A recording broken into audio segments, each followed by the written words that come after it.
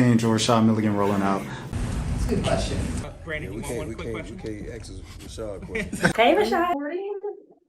Danny, you're right ahead.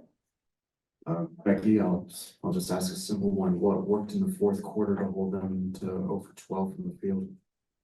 Defense.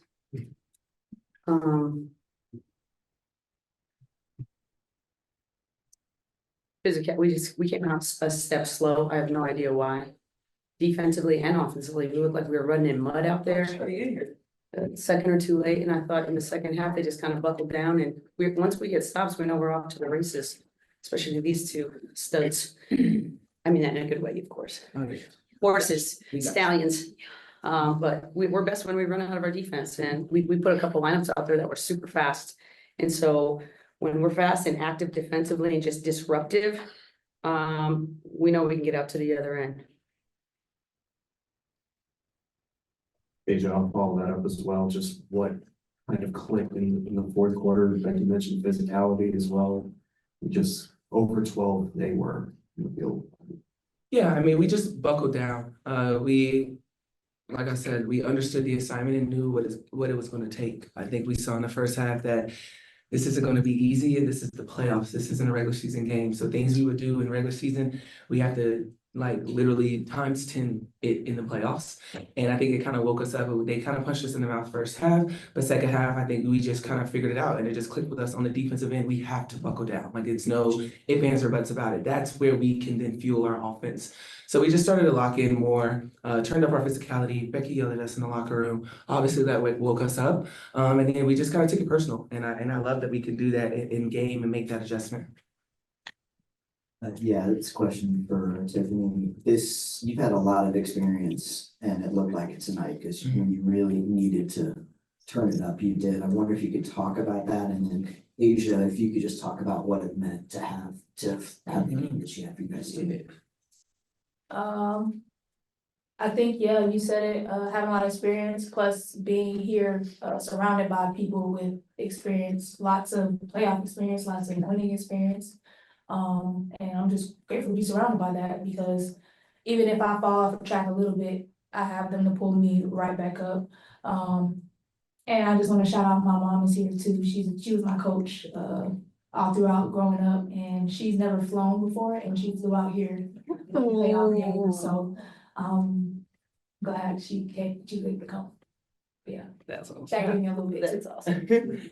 And I mean, just to go off kind of what Tiff said, the same way she says that we kind of reel her in, she reels us in. She gets us going. Her energy is there always. It picks us up. I mean, that's our game changer. She's really one of our X factors when it comes to just when we need anything, whether it's a stop, whether it's energy, whether it's a bucket. We turn to Tiff, and she understands that. And it's crazy that you say that, because before Tiff even really got on the court, we went to dinner at Mastro's, and I remember her saying that her mom's never flown, and she was just trying to figure out when she could be able to come out here.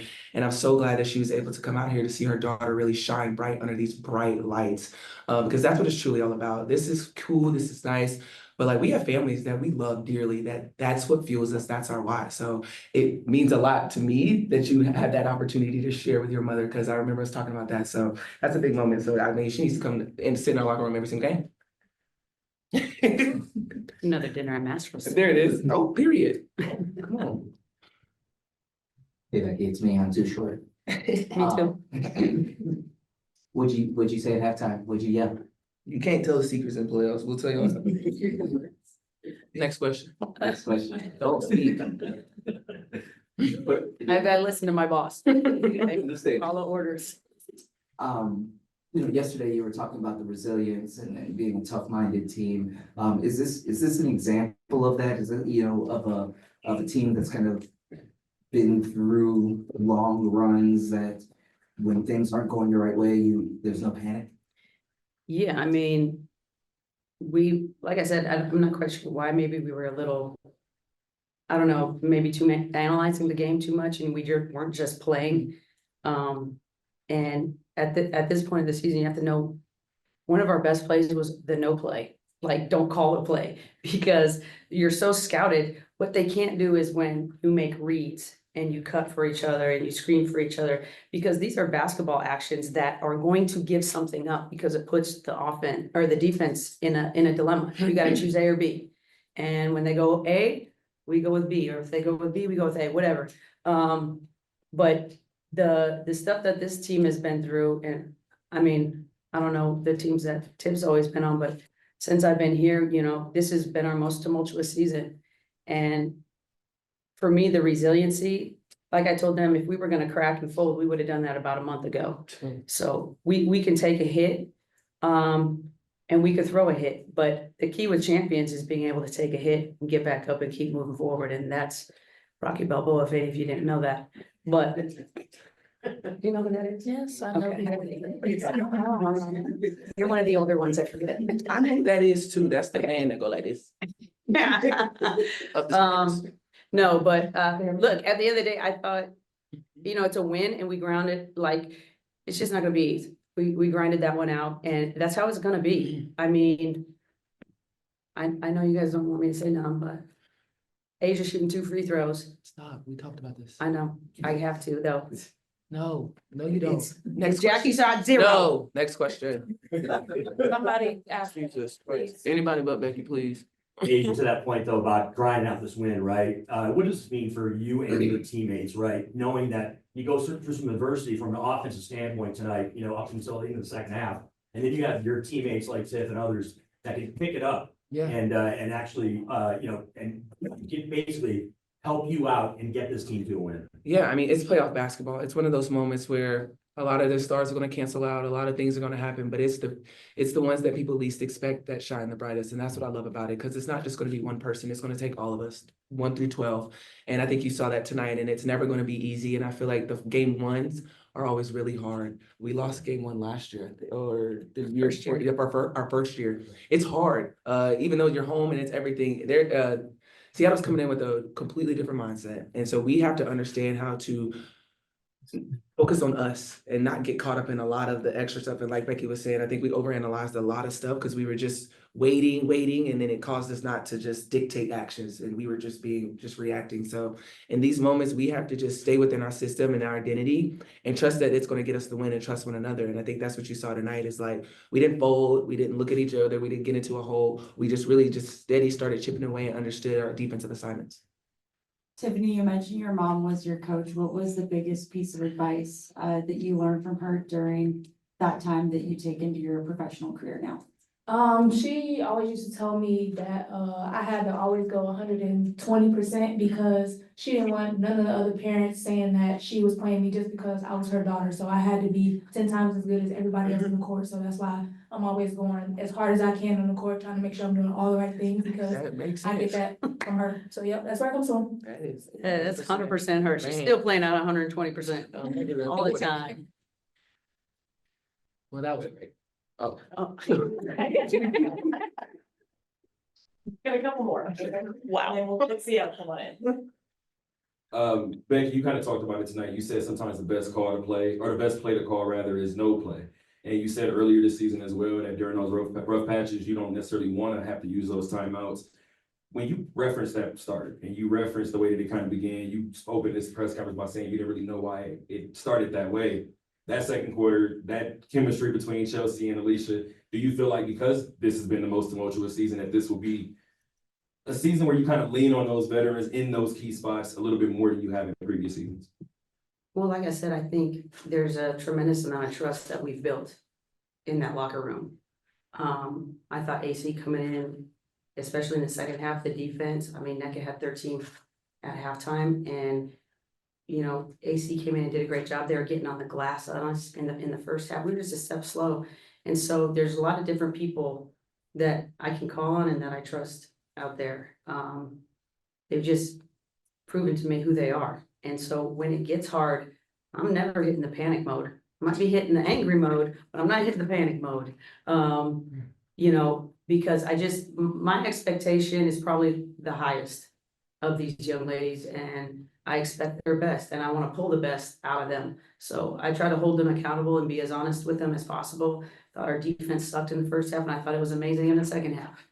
It's just, it is what it is. And, you know, we know also it helps our offense. That's the biggest thing. When we don't have to go against a set defense for 20 minutes, that helps. So You know, when we really got out was when these guys were out running and pushing and playing out of our offense. That's when we really started kind of cooking and start to get separation. Well, first of all, climb back into the lead and then get some separation. Two more questions, Alan and then Michael. Becky, you have a two-time defending WNBA champion team here with 4 Olympians. They're all Six. You have 6 all Yeah. together, and including Tiffany. How does a team with all this talent just pick up a Tiffany Hayes like on the fly and just reload so quickly? I mean, they mentioned, she's the X factor, and how does a team, with this kind of talent just, pick up a Tiffany Hayes? Well, I think it's more of a tribute of who she is. Because not everybody's willing to come off the bench. She's been an all-star, she's been a main core piece, probably never came off the bench. Ever? Yeah, so I mean, it's a different, I think it's more of a question for her. I was just gonna shoot my No, shot, yeah, to be shoot. quite honest. I was just gonna shoot my shot. I'm like, the worst she could say is no to us. Literally what you text me. I was like, we're gonna, like, I mean, I remember having the conversation, I was like, well, what about Tiffany Hayes? I've always been a fan of hers, by the way. I don't know if I've told you that, but I've always loved the way she plays, because she's a dog. And you never have to coach effort with her. And, that's a huge luxury as a coach, that I don't have to coach your try hard factor. And, she lit us up also in the past, so I was like, and I thought her wording when she said she was gonna retire was very specific. And it told me a lot. Her statement said a lot, and I'll keep that to myself, but when she said how she was retiring and she never said it from basketball. So I was like, you know what? She's still probably in great shape. She's over there playing. So I was like, let's go. I wanna know what you talking about. Tiff was gone. I was gizmo, coach. Yeah. I'll explain later. I will. I don't want to say it for them, but she'll tell me. She'll tell. So I was like, I mean, if you guys know me, I might fail 1,000 times, but it's not gonna be for lack of trying. I'm gonna try. And so, well, I was ecstatic when she just said yes to take our phone call. And, I just think she just gives us such a different gear, and I love that. But I'll tell you later. Final question. Yeah, Asia, just, obviously it was a tough first half. Man, it was ugly, wasn't it? But I think you're 15 points in the third quarter. I think that's the most you've had in a playoff third quarter. I just wonder if you can sort of talk about that, maybe what's going on in your mind at halftime and just how ready you were for that third quarter. Yeah, that first half was ugly, boy. That's just the way the game goes. The basketball guys does a funny way of showing me, sometimes you just gotta get it out the mud. And I love doing that because it keeps my mind going. I think my teammates just continue to never let me doubt myself. So, and I sometimes do doubt myself, and they always pick me up. So they kept beating me the ball, and then that's when I just started to calm down. I think I was rushing a lot in the first half because I'm like, oh, it's there. Let me just go ahead and attack. This is it. But once in the second half, the game kind of just settled down for me, and I really started to dissect the defense and what they were doing. And then that was kind of when I got rocking and rolling. But it is what it is. I'm just happy that I didn't stop shooting, and I'm also happy that my teammates still trusted me with the basketball. Because shooting the way I did, I would be like, girl, go in that corner. Yeah. And then on that note, thank you very much. Thanks, ladies. Thank you. And Rashad Milligan rolling out. That's a good question. Brandon, We you want one can't quick question? ask Rashad a question. Hey, Rashad.